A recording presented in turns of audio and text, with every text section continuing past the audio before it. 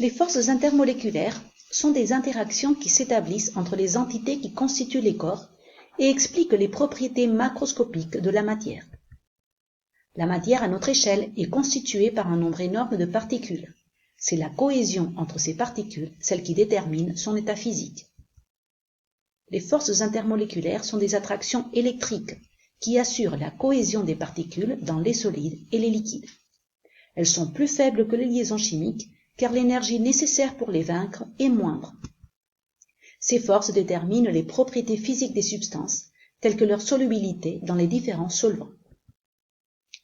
Il existe différents types de forces intermoléculaires qui dépendent des caractéristiques des particules impliquées. Les forces de Van der Waals s'établissent entre molécules. On peut distinguer les forces dipolaires, les forces de dispersion de London, les forces entre dipôles et dipôles induits, et les liaisons d'hydrogène, qui peuvent être considérées comme un cas particulier de forces dipolaires. Il existe aussi des forces qui font intervenir des ions et des molécules polaires ou des dipôles induits. Pour expliquer l'origine de ces forces, il est nécessaire de connaître les caractéristiques des entités impliquées. Dans le cas de la molécule de trichlorure de phosphore, les atomes de chlore s'unissent à l'atome de phosphore par des liaisons covalentes, c'est-à-dire par la formation de doublés liants.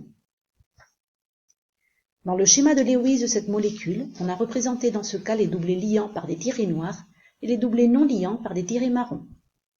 La différence d'électronégativité entre ces atomes permet de prévoir la formation d'une liaison covalente polarisée.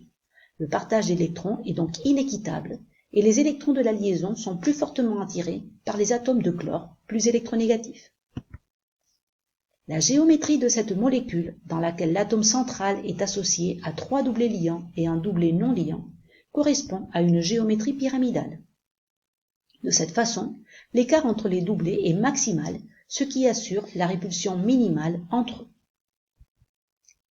L'analyse précédente permet d'étudier la polarité de la molécule. Dans ce cas, la polarité des liaisons détermine l'existence de charges partielles négatives autour des atomes de chlore et une charge partielle positive sur l'atome de phosphore. La géométrie de la molécule détermine alors une distribution inégale des charges dans la molécule.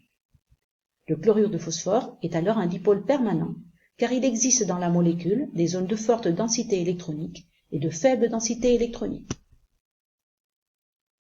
Les forces dipolaires existent entre des molécules qui, comme le trichlorure de phosphore, sont des dipôles permanents.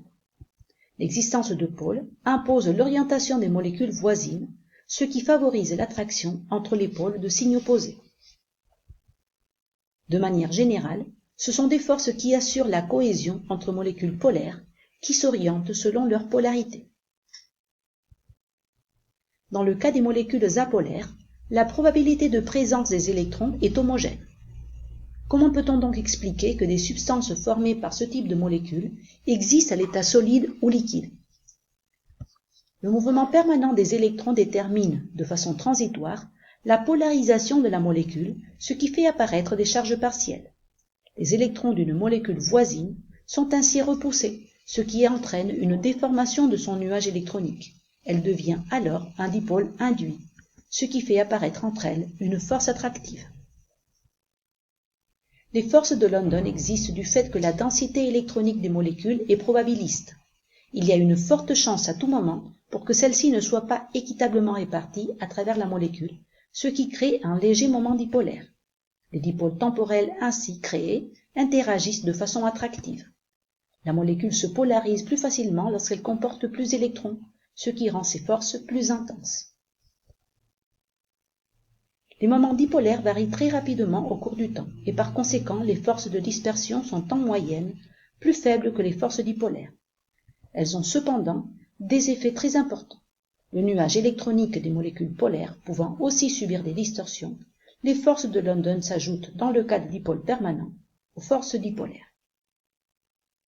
La polarisation d'une molécule apolaire peut aussi être induite par des molécules polaires, engendrant ainsi une attraction.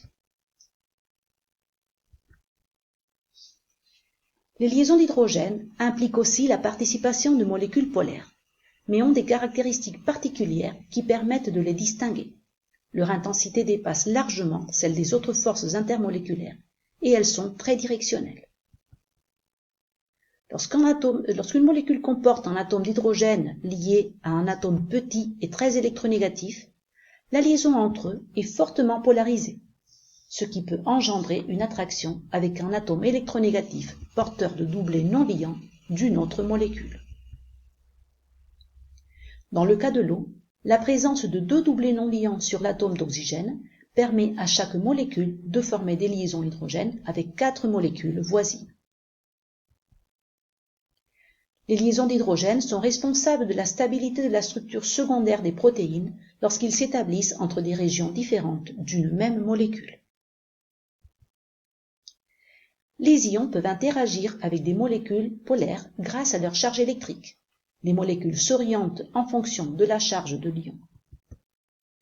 Quand un solide ionique se dissout dans l'eau, les molécules d'eau s'orientent et entourent les ions du soluté. On parle alors d'ions hydratés. La présence d'un ion peut déformer le nuage électronique d'une molécule apolaire et cette polarisation provoque une attraction.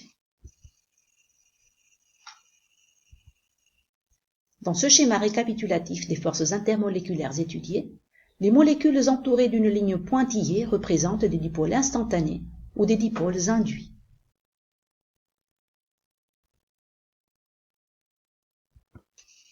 Les forces intermoléculaires sont des interactions de faible intensité, mais du fait de leur nombre très grand, leurs effets sont importants. Elles permettent d'expliquer que la glace flotte dans l'eau ou que les geckos défient la gravité en marchant au plafond.